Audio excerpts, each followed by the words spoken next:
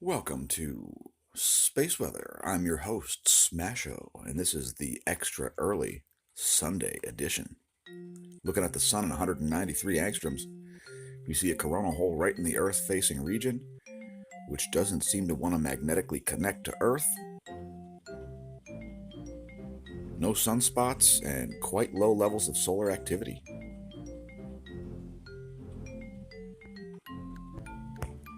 Here are the magnetic lines,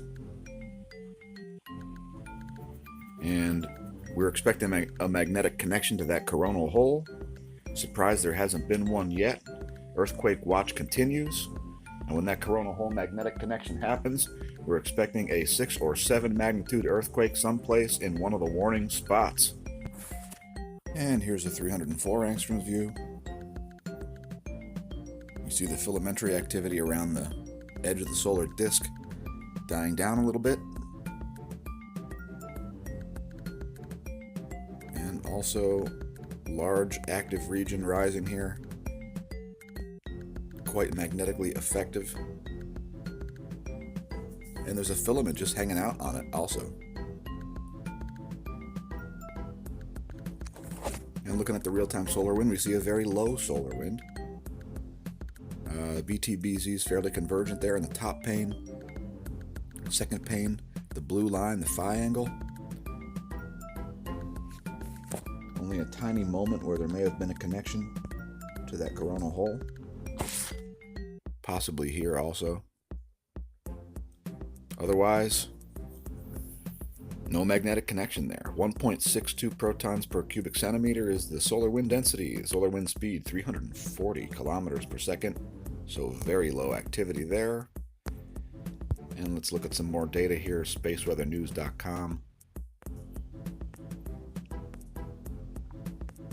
X-ray flux remains flatlined. No big spikes yet in the magnetometer, but a pretty weak range there. You can see yesterday we barely made it to 100 nanotesla. And keep in mind that that magnetometer is measured at the F2 ionosphere layer. KP index is back down to 0. So we've got a cosmic ray human health alert in effect.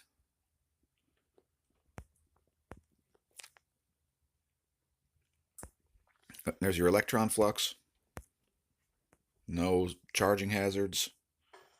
And the F2 layer is looking pretty normal, at least for the past few weeks. There's your auroral forecasts. And let's look at quakes.globalincidentmap.com. You see the last, let's go back 12 hours. Philippines a 4.3.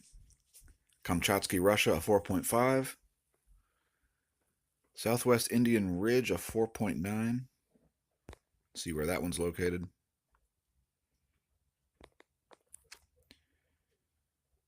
Kind of off of Madagascar there.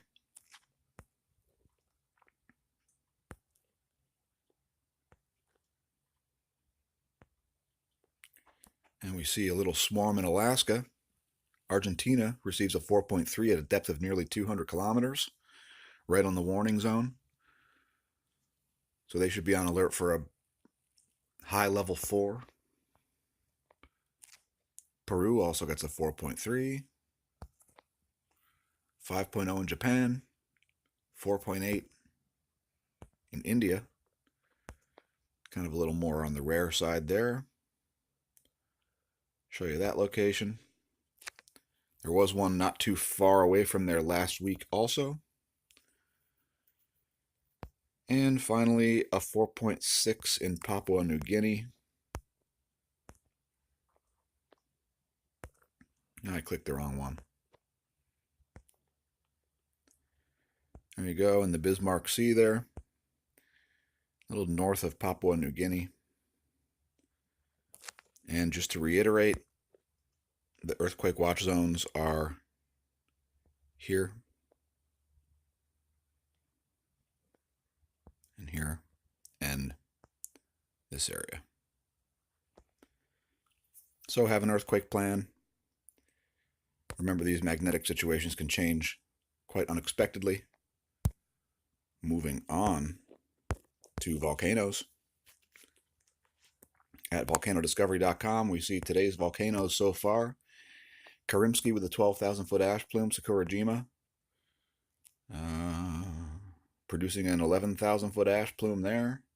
Kadavar, 6,000-foot ash plume. Popocatépetl, 21,000-foot ash plume with violent magmatic eruptions. Revenador, 16,000-foot ash plume there. Sabancaya unable to detect Nevados de Chilean. Puff emission and volcanic ash reported. Now let's look at the Gong 2 data here, where we can see that the crossing of the heliospheric current sheet happened a little bit premature there because of those sudden perturbations associated with the North Pole, the solar North Pole, which is the green. And that has to do with that active region, which is not a sunspot, but highly magnetic. Let's take a look at a different view here. All right, so this one is the line of sight field plot. And this is going to give you a better idea of the way that active region is peeling up the B field. So the blue part that you see here, this is the B field. And then these areas here are the Z fields.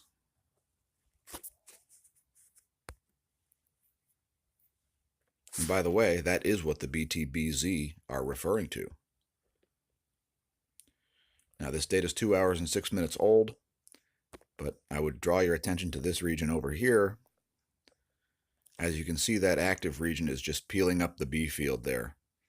And that was how the South Pole temporarily was the primary charger of the current sheet, which you saw on the other view.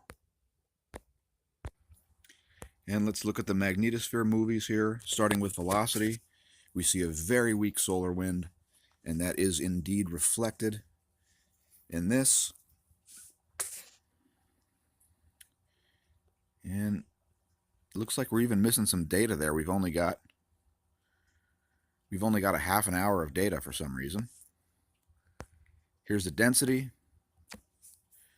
I would note extremely high density right around the planet right now. This is very abnormal looking, and it is going to be associated with that extremely low density solar wind there. You see that solar wind is looking very white coming from the left. And so we're ending up with a high density local magnetosphere here. One of the weakest we've ever seen this, at least on this channel.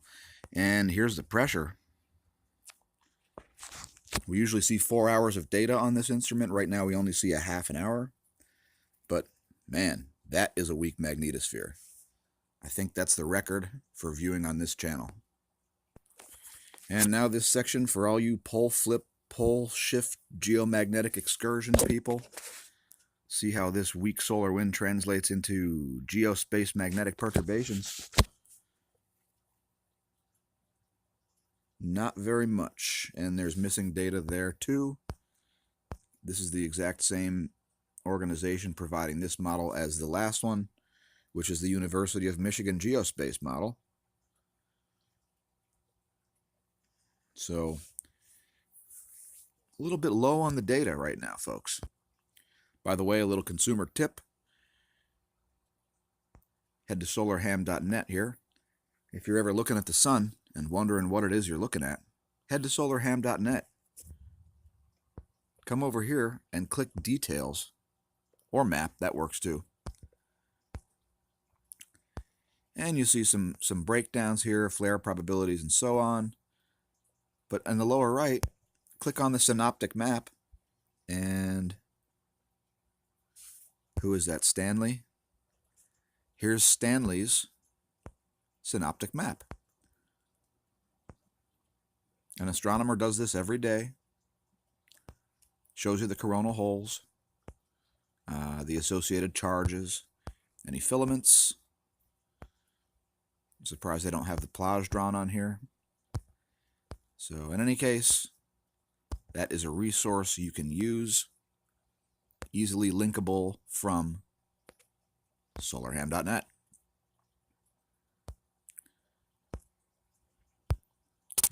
Let's take a quick look at spaceweather.com. Here's an article here about the occultation of the brightest star in the sky, Sirius, by asteroid 4388 Jorgenstock. Those of you not familiar with stellar occultation, one of the ways we look at objects that are floating around in the solar system is by looking at places where there's known stars, and when those stars vanish, they're getting covered up by something, and we measure things like Ultima Thule that way. We see the 10.7 centimeter radial flux has jumped up to 71, so small uptick in solar activity overall. Moving on to the total electron content.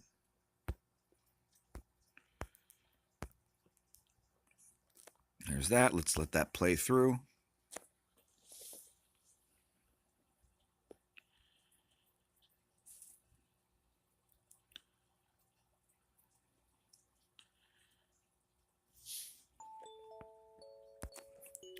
Next, we'll look at galaxyzoo.org, or actually zooniverse.org, the Galaxy Zoo section.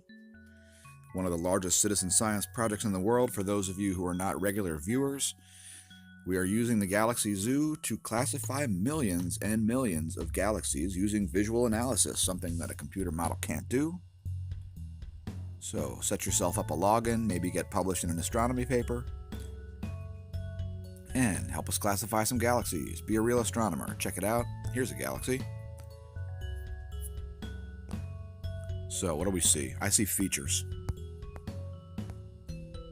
Let's go through, just okay. What do we see? Is it an edge on disk? No, it's not an edge on disk. Do we see a bar? We don't see a bar.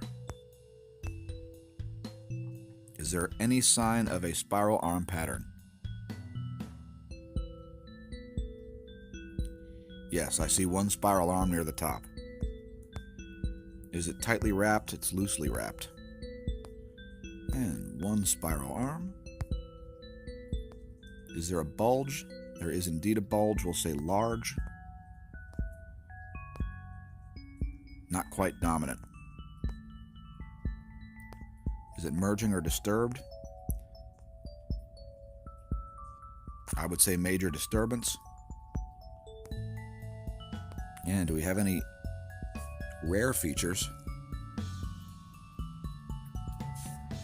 I'm going to say dust lane and overlap. And there you have it. We classified a galaxy right here before your very eyes. Here's one with some interesting features. Looks like some jets. Not exactly sure what those lines are. They don't appear to be emanating from the galaxy in the middle of the photo.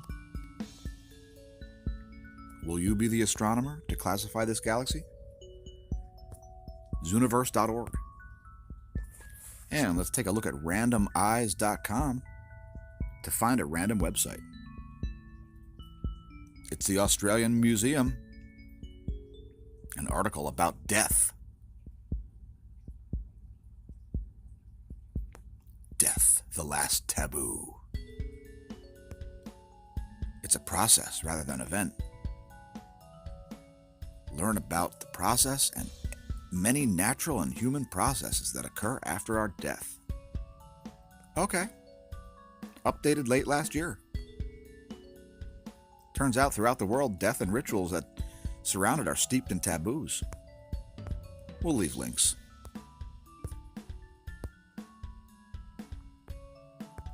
Speaking of links, when that coronal hole magnetically links with the Earth, we're probably going to see a 6 or 7 magnitude earthquake someplace.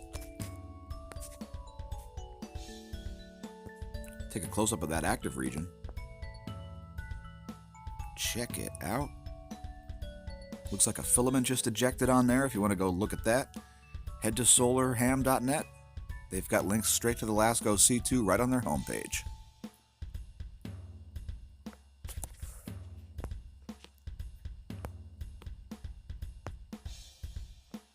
And that is about it. When you're staring at the sun at 171 angstroms, don't drink. And if you drink, stare at the sun. Don't drive.